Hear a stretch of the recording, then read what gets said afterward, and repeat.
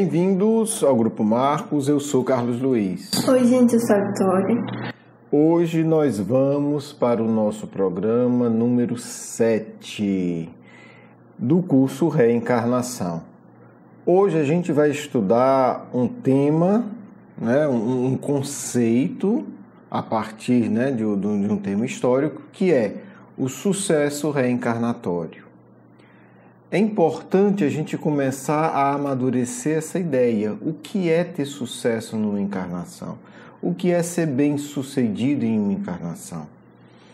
Importante se preocupar com isso. Às vezes não, Quase sempre a nossa atenção, dada a cultura que a gente vive, o momento histórico, é muito levado ao sucesso material, ao sucesso social, à fama, ao dinheiro, etc. Mas é menos comum, na verdade é raro, a gente se preocupar, a gente ter essa discussão do que é ser bem-sucedido do ponto de vista espiritual.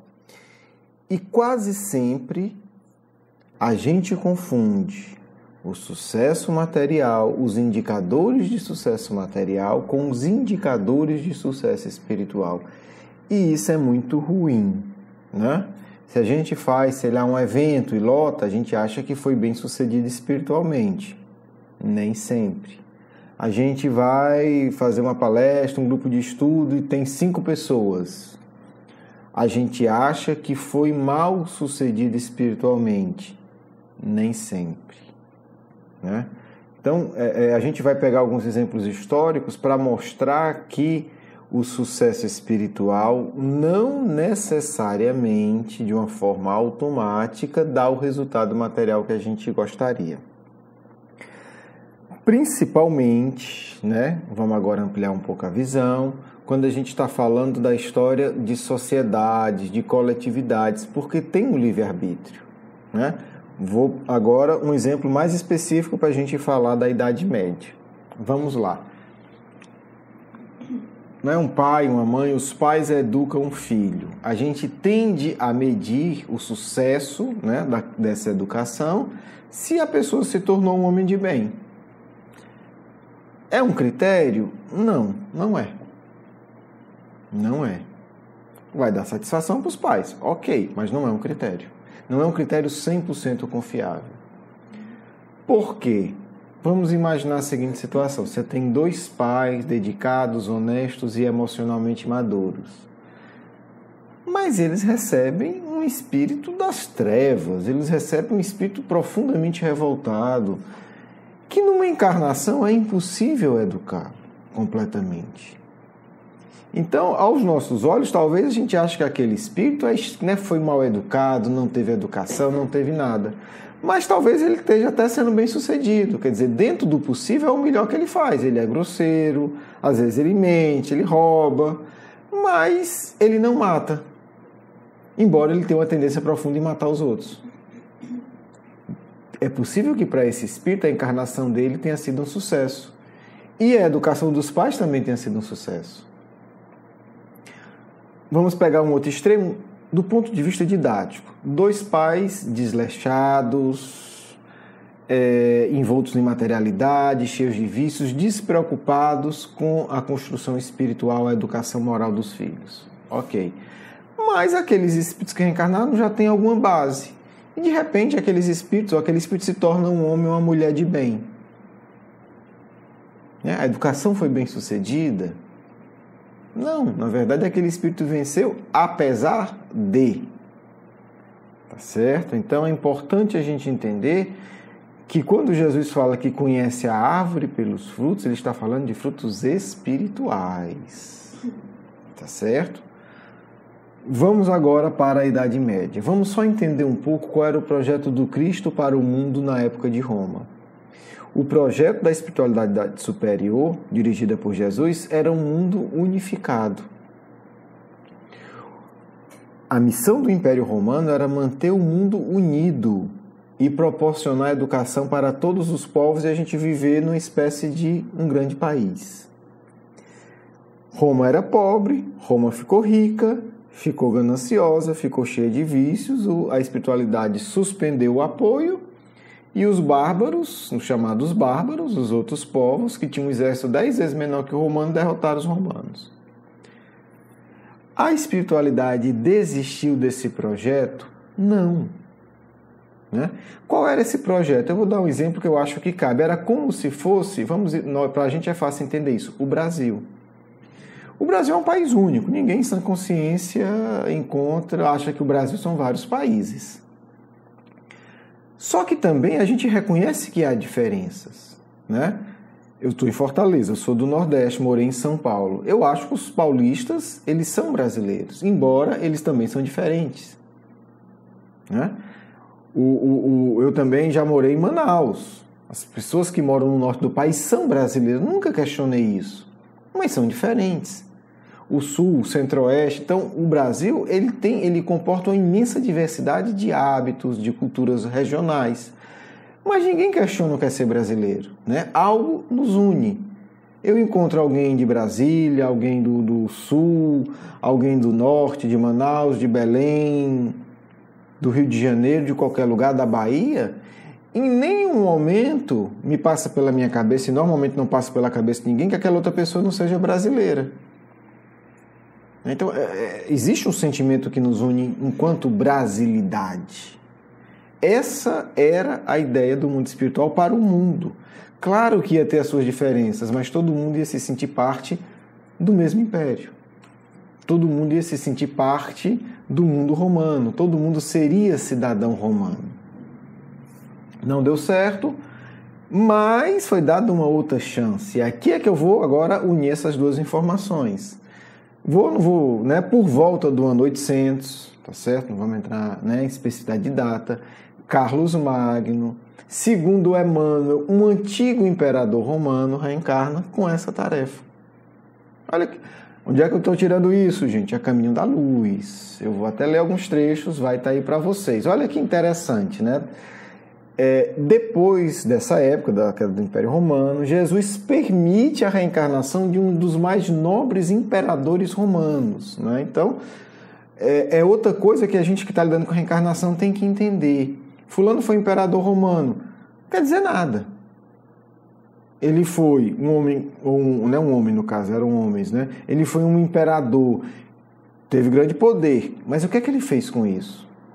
Ele pode ter sido um Nero, totalmente doente e depravado, e pode ter sido um Augusto, um espírito de uma grandeza espetacular, né?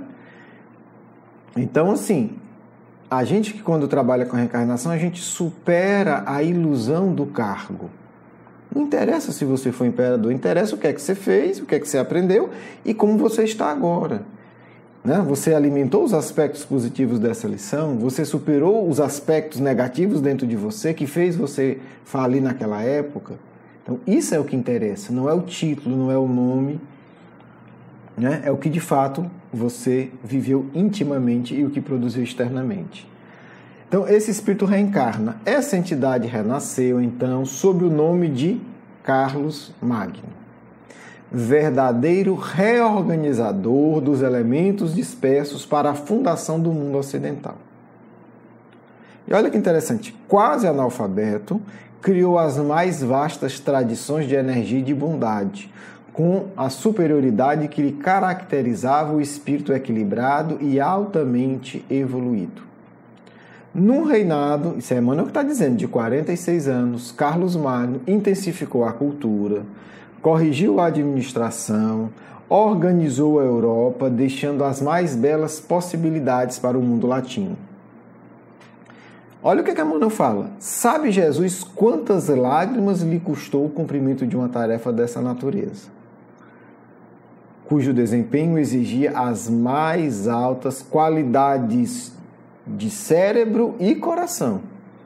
Então, ele não é um mero intelectual. Olha que interessante. Né?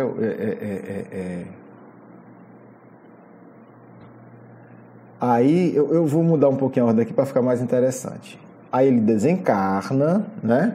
Decorrido alguns anos, né, do desencarne, decorrido alguns anos de um outro acontecimento que eu vou falar por último, o grande imperador busca de novo as claridades do além, para reconhecer que o seu esforço caía sobre as almas qual uma bênção, mas o império por ele organizado teria escassa duração.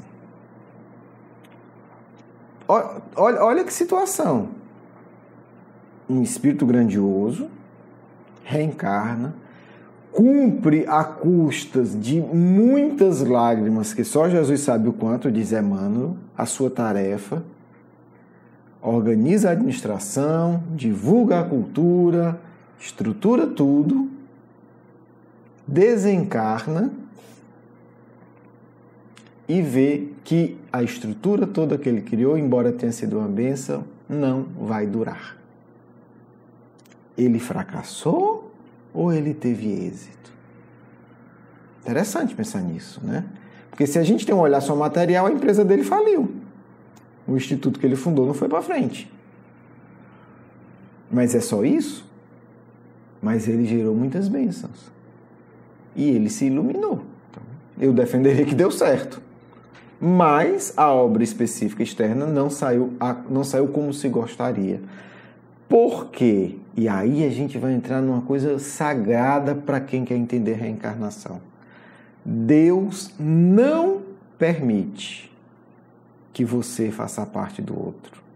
Deus não permite que o outro faça a sua parte. Nem Jesus, nem seu anjo guardião, nem ninguém. Você pode receber imensas bênçãos, mas se você não fizer a sua parte, você bota a perder. Foi o que nós fizemos nessa época. Quer dizer, os grandes problemas que a gente enfrenta hoje nem existiriam. Seríamos um mundo.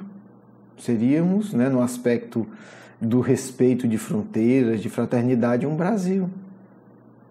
Não teria ninguém brigando, atentado terrorista, separatividade, etc., invadir fronteiras, porque não existiriam fronteiras para ser invadida. Simplesmente podia ir para todo canto. Então, isso é para a gente começar a ter essa reflexão sobre reencarnação. Existe um núcleo, existe um limite de ação que Deus não permite que ninguém faça. Agora, uma curiosidade que o Emmanuel coloca aqui, ele deixa a pista, eu não vou dizer nada, mas eu achei curioso. Ele diz assim, ele vai narrar um momento, um pouco antes do desencarne, que o Carlos Magno estava em Roma. Aí ele diz, olha que coisa curiosa, palavras do Emmanuel, abre aspas, parece-lhe voltar ao passado longínquo, contemplando a Roma do pretérito, cheia de dignidade e de virtude. Até aí tudo bem, a gente sabe que ele é um imperador reencarnado. Seu coração derrama lágrimas. Agora eu não entendi, foi essa do Emmanuel. Olha o que é que ele bota, vírgula. Como Jeremias sobre Jerusalém das suas dores, agradecendo a Jesus os favores divinos. Foi também Jeremias esse espírito? Não sei, mas seria um estudo muito interessante se a gente tivesse acesso aqui nesse plano. Do lado de lá, todo mundo tem, Todo mundo que está fazendo um trabalho sério e já tem certo nível espiritual. Como será que foi, esse processo de reencarnação? Será que algum profeta reencarnou como imperador romano? Porque os profetas são grandes líderes. Não vamos achar que o profeta é só uma pessoa que é um médium simplesmente. A mediunidade é uma das características dos profetas. Os profetas, no final das contas, são grandes líderes, são grandes forças sociais poderosíssimas que moldam a coletividade. Ok, passou essa curiosidade, vamos agora continuar. Então, resultado, não dá certo o projeto de tornar o mundo único. A igreja continua naquelas duas forças, que a gente estudou no encontro passado, representado pelos beneditinos e outros espíritos abnegados, que, segundo a expressão de Emmanuel, trabalhava com Cristo, com Jesus e por Jesus, e as forças burocráticas, do anticristo, dos rituais, do mando, do poder. Aí a gente pergunta, mas nesse jogo evolutivo conduzido pelo Cristo, pergunta óbvia, mas por que ele não mandou logo um espírito iluminado para dentro da igreja? Porque os beneditinos estavam distantes. Por que ele não pegou um espírito iluminado e disse, meu amigo, você vai trabalhar dentro, no grupo do anticristo para tentar convertê-los? Por que o Cristo não fez isso? Ele fez. se chama Papa Gregório VII, né?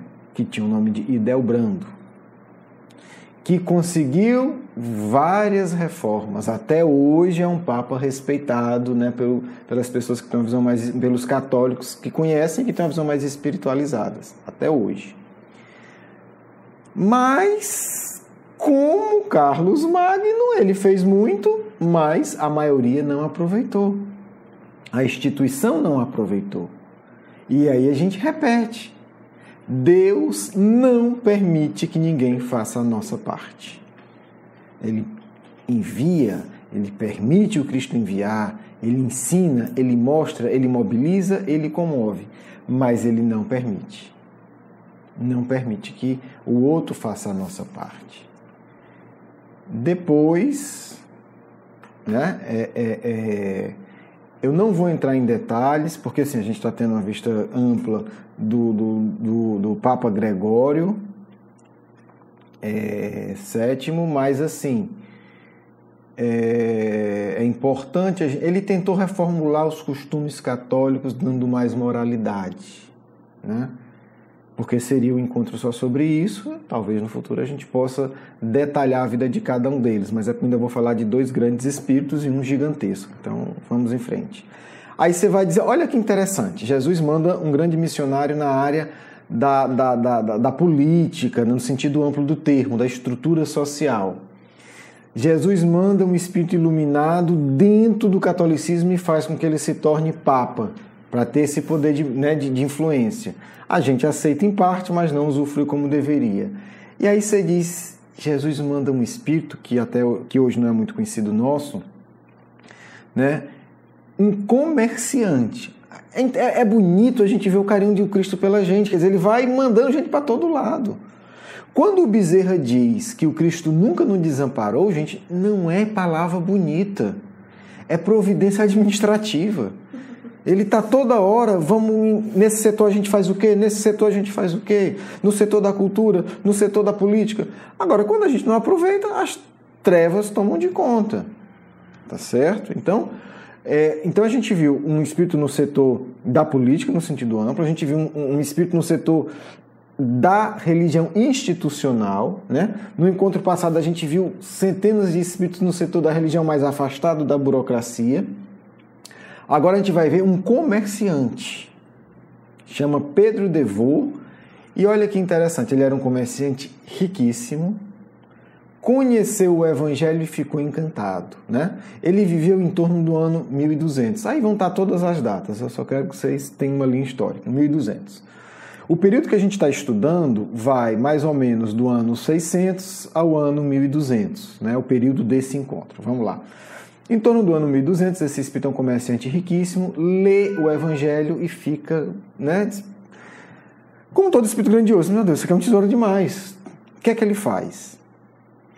Ele se desprende de toda a sua riqueza, cria comunidade, pega a riqueza e coloca em benefício dos pobres, mas como todo espírito evoluído, ele vai se preocupar com os necessitados materiais e com os necessitados emocionais. Né? A gente vê que o Carlos Magno ele se preocupou com a cultura e com a administração. Aqui ele vai fazer a mesma coisa, esse espírito. Ele vai ter os bens materiais em função dos pobres, mas ele também vai usar o dinheiro dele para traduzir, porque era tudo em latim, ninguém entendia, para traduzir o Evangelho, os textos sagrados e criar leituras públicas. Então, né, olha que interessante. Eu estou lembrando agora de João Evangelista, que o Emmanuel conta no Paulo Estevão, né? Quando se fala, estão organizando a Casa do Caminho, e se fala que tinha que ter a comida, o alimento, o cuidado dos enfermos. Ele diz, ok, mas também vamos ter um momento de estudo do Evangelho. Né? Então, é muito interessante essa compreensão. Eles atendem o mais necessitado, o leproso, o que está faminto, o que está enfermo, mas também tem um atendimento emocional e espiritual. Ok. Esse movimento ficou conhecido historicamente como os valdeneses. Detalhe, isso se passou numa cidade muito querida nossa dos espíritas. Lyon, cidade de Kardec, né? E aí, só que esse grupo ficou conhecido como os pobres de Lyon. Foram excomungados em 1185, né? O Pedro Devaux morreu em 1218. Então, 1185 ele foi excomungado. E está errado, porque, segundo Emmanuel, a igreja, né, a que tinha recebido 100 anos antes, o Gregório VII ele morreu em 1085. Olha que coisa curiosa. Em 1185, a igreja, 100 anos, exatamente 100 anos depois da morte do Gregório VII, a igreja excomunga os pobres de Lyon. Quer dizer, não entendeu. Emmanuel comenta, a igreja não poderia tolerar outra doutrina que não a sua, feita de orgulho e mal disfarçada ambição. Qualquer lembrança verdadeira e sincera do seu divino fundador era tomada como heresia abominável e suscetível de severas punições. A verdade é que os valdenses foram caluniados pelas forças católicas. Suas pregações e apelos nunca mais desapareceram do mundo desde o século XI, porque, com vários nomes, as suas organizações subsistiram na Europa até a Reforma, né, de Lutero, né, aí já 1500, não obstante os goentes de ferro da Inquisição. Então, esse foi um movimento fundado em Lyon, né, que antecedeu Lutero, antecedeu Hus, que foi Kardec, né? Kardec foi no ano, Hus foi no ano 1400. Nessa tradição de ler os textos do Evangelho para as pessoas entenderem e socorrer os pobres. O fato é que, com todos esses missionários, a igreja, em 1231, oficializa a Inquisição. Como diz Emmanuel, que ironicamente não podia condenar ninguém à morte, mas podia submeter a pessoa a todos os tipos de tortura. O cinismo vai a esse ponto. Não, matar eu não posso.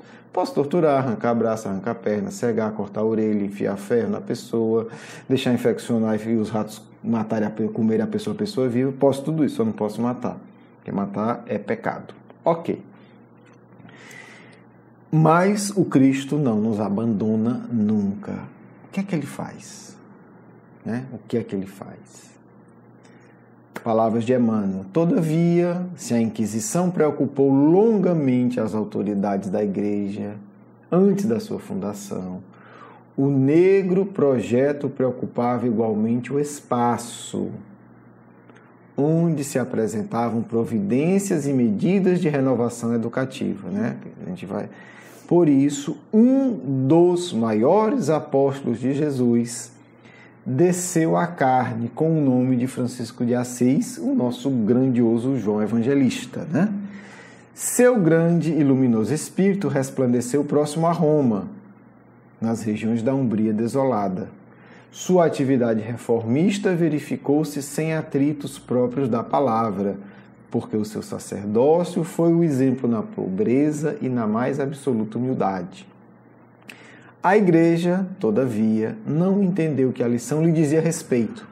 Como que nada a ver com Francisco de Assis, deixa lá. Nada a ver comigo. E ainda uma vez não aceitou as dádivas de Jesus. Então, assim, o que é que o Emmanuel está colocando aqui, né?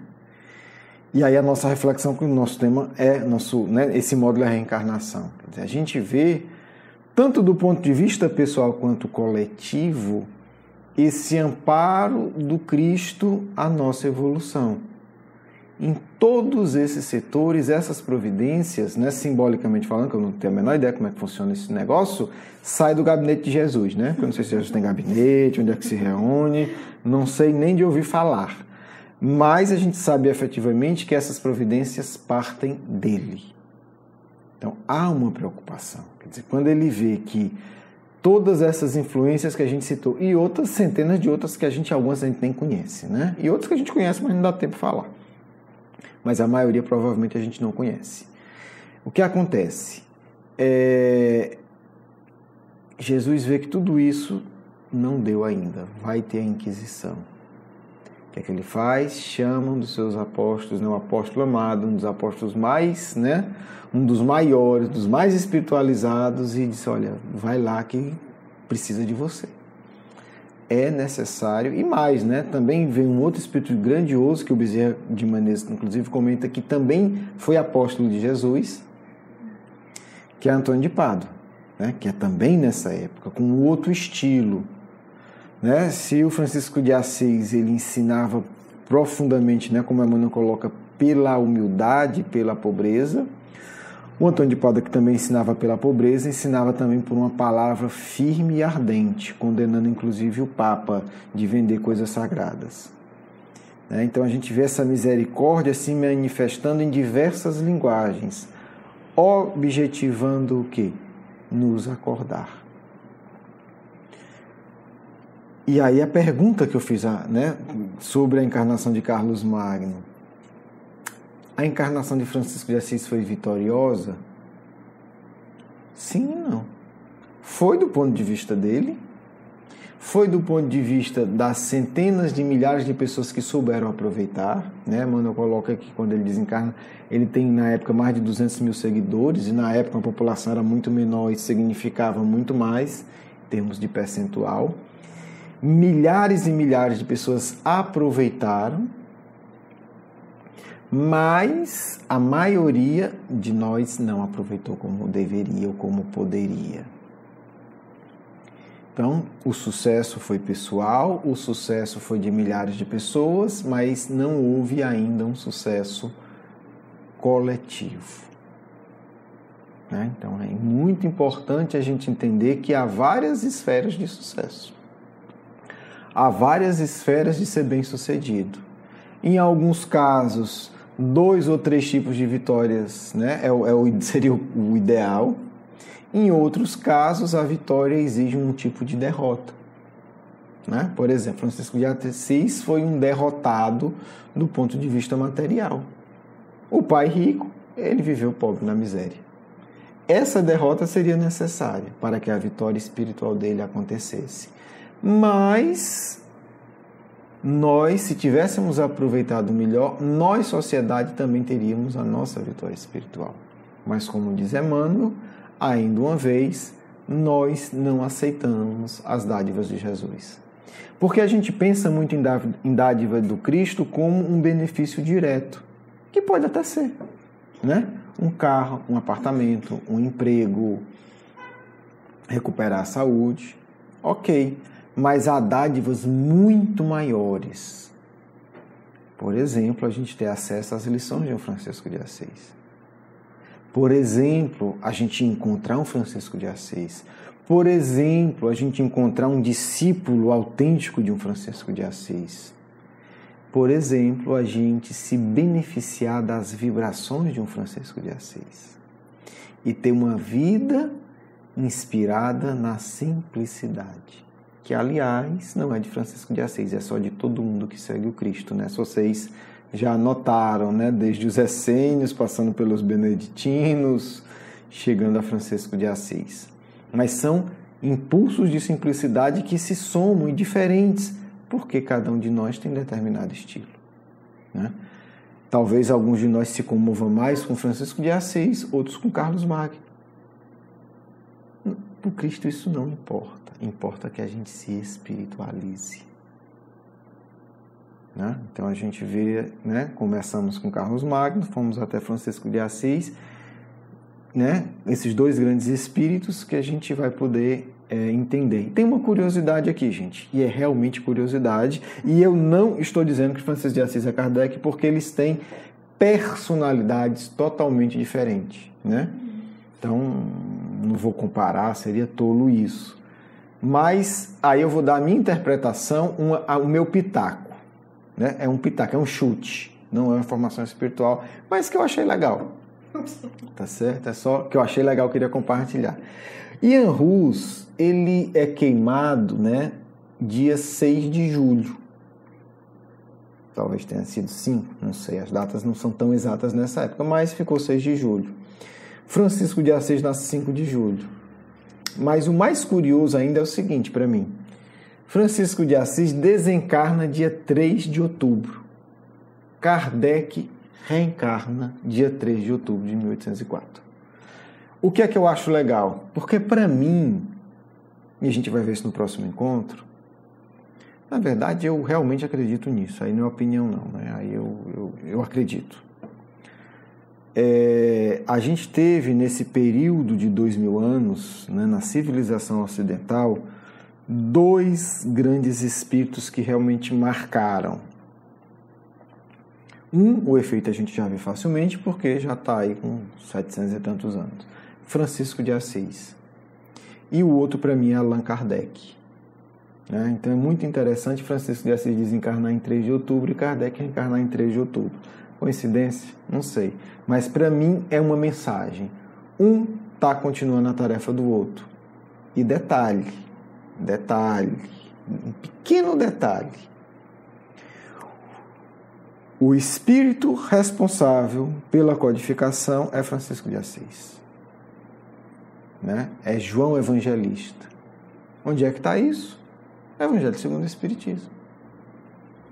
Tá certo? Quando o Haroldo Dutra destaca isso, acho que ele faz com muita sabedoria, porque de fato está lá registrado. E legal, o primeiro espírito que assina o Livro dos Espíritos é João Evangelista. Então é bonito, né? Porque assim, vem Kardec, nasce 3 de outubro, e o responsável por coordenar, obviamente, acima dele está o Cristo, né? Mas assim, o dia a dia ali, o diálogo é João Evangelista e Kardec, né? Para a codificação, para a Sociedade Parisiense é Kardec e São Luís. Então, eu espero que quando a gente tiver daqui, sei lá, uns 100 anos, A Caminho da Luz, né, volume 2, o Emmanuel não bote a mesma coisa aqui. Que não depende do Emmanuel, depende da gente. O Emmanuel não bote. Todavia, né, aqui ele escreve assim: a igreja, todavia, não entendeu a lição que lhe dizia respeito e ainda uma vez não aceitou as dádivas de Jesus. Não vai ser assim, gente, daqui a, né, o volume 2. O movimento espírita, todavia, não entendeu as tarefas que lhe diziam respeito, porque se ele tiver que escrever isso, só vai ler quem ficou. Porque aí quem pisou na bola de novo vai se mudar. Então é importante a gente ver que há uma ligação e como é que está o nosso processo de aprendizado dessas lições. A gente vai ter mais um encontro histórico, que é o 8, e a partir do 9 a gente vai iniciar, né, o tema planejamento espiritual, falando, né, das individualidades, porque a gente precisa ter esse panorama histórico, porque certamente para entender quem você é, para entender as personalidades que você carrega, você tem que ir se posicionando, né? Então, é importante que se você não fez ainda, faça agora. Onde é que você estava nessa época? Você foi um franciscano que deu certo? Você foi um franciscano que deu mais ou menos certo? Você foi um franciscano que traiu Francisco de Assis? Ou você estava na galera do poder, da igreja, da Inquisição? A gente viu aqui que o Camilo Castelo Branco estava na galera da Inquisição, né? Estava torturando. A gente começou com a história dele para ter, né, essa referência. Então, assim, ele estava na Inquisição. Hoje, possivelmente, né, até onde a gente possa saber, ele já teve uma encarnação, né, inclusive foi médium de cura em Portugal e acredito que esteja bem. Não sei mais do que isso. Então, assim, onde você estava nesse período? O que é que você acha? Que tendências? Você ajudou ou atrapalhou as reformas do Carlos Magno? Você estava na igreja ajudando ou atrapalhando? O que eu posso dizer é que se você está ouvindo esse programa, existe uma imensa probabilidade de você estar envolvido em alguma dessas histórias porque você tem um interesse religioso claro. Teve um outro fenômeno que eu nem citei, só de passagem, é também nessa época que acontece as cruzadas. E foi outro fenômeno de negação do Cristo, né?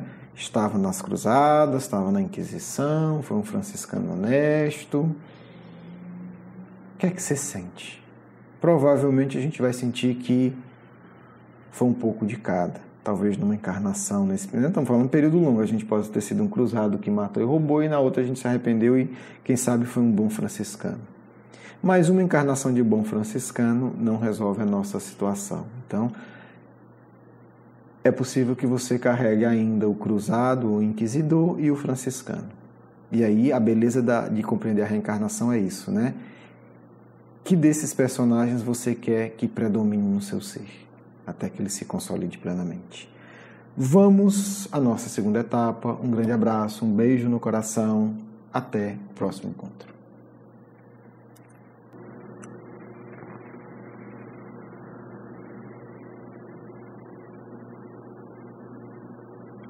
Que o Cristo possa nos auxiliar nesse instante em que buscamos desenvolver uma reflexão que tem por objetivo máximo tocar em feridas dolorosas para que estas possam sarar.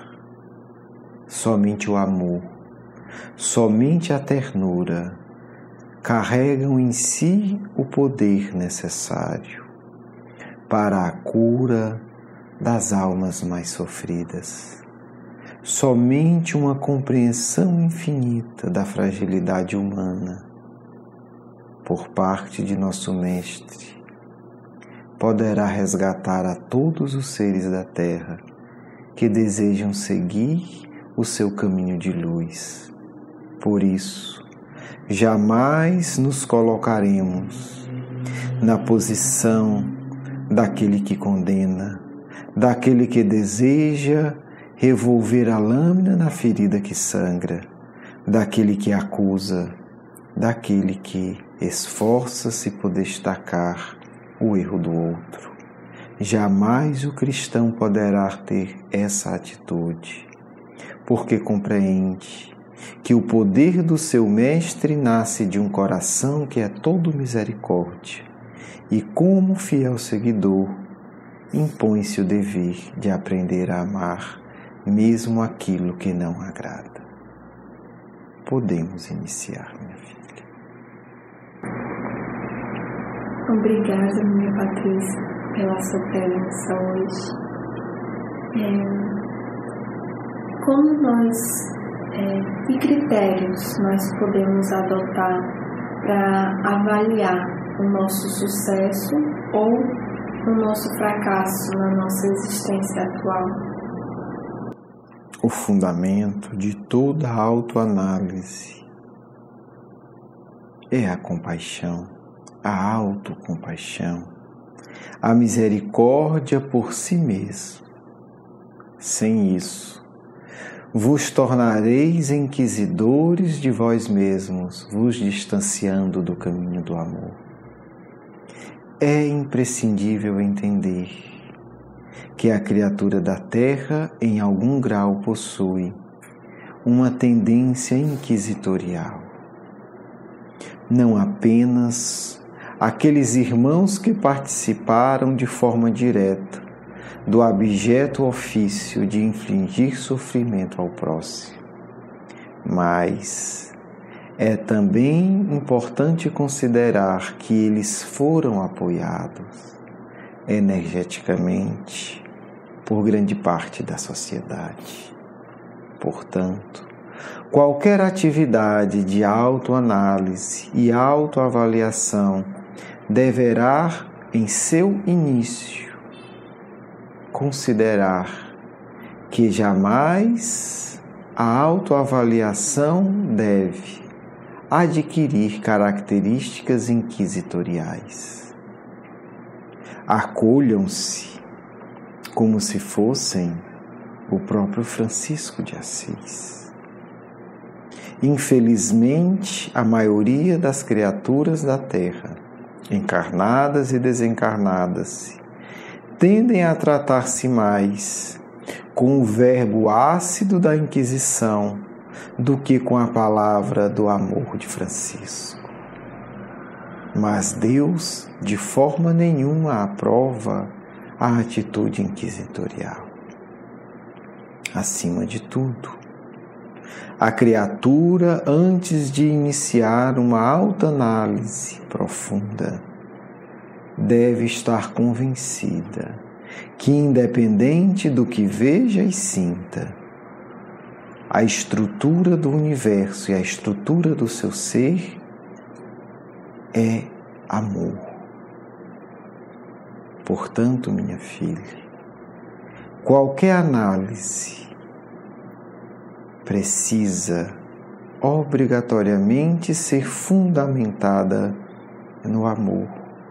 Caso contrário, jamais servirá para os propósitos da luz.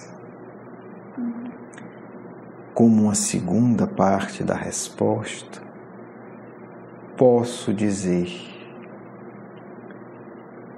aquele que está no caminho da luz é intimamente inquieto. Não é nervoso, não é agitado, não é confuso, mas está insatisfeito consigo mesmo. Não por uma atitude inquisitorial que o distanciaria da luz, mas por querer acelerar o seu caminho em direção ao Cristo. Essa inquietude se manifesta obrigatoriamente, se for sincera, no desejo de servir. Aos espíritos rebeldes, a tarefa da caridade, material e espiritual, é uma autoimposição necessária para que eles trilhem um caminho da redenção. Para aqueles que estão verdadeiramente buscando ao Mestre, servir ao próximo é primeiro um objetivo, depois um prazer, depois o sentido da própria vida. Aos seres que já sentem a fragrância suave do Mestre de Nazaré, servir torna-se o sentido profundo da existência. Não interessa como. Se o abnegado espírito de Carlos Magno retorna à Terra em um cortiço, em uma favela, não tenhas dúvidas. Será esse espírito que irá reorganizar o meio que vive, tomar providências de limpeza na sua casa e na vizinhança, educar para que os quintais estejam organizados, organizar uma coleta de lixo, reivindicar pacificamente a melhoria por todos, criar normas e regras sociais. Porque é um espírito capaz de sentir que apenas movimentando a energia do amor se sentirá pleno. Aos intelectos ensina o Cristo: fora da caridade não há salvação. Aos corações sussurra Jesus: serve e tu sentirás o meu amor. Portanto, se quereis um critério, o há e apenas um. Como está o serviço ao próximo em seu coração? Se é uma tarefa que você se coloca, é um começo belo. Mas se você se esforça para que o servir tome cada vez mais espaço em sua vida, você está no caminho da luz. Mas se em nome do Cristo você deseja ser uma autoridade respeitada e servida,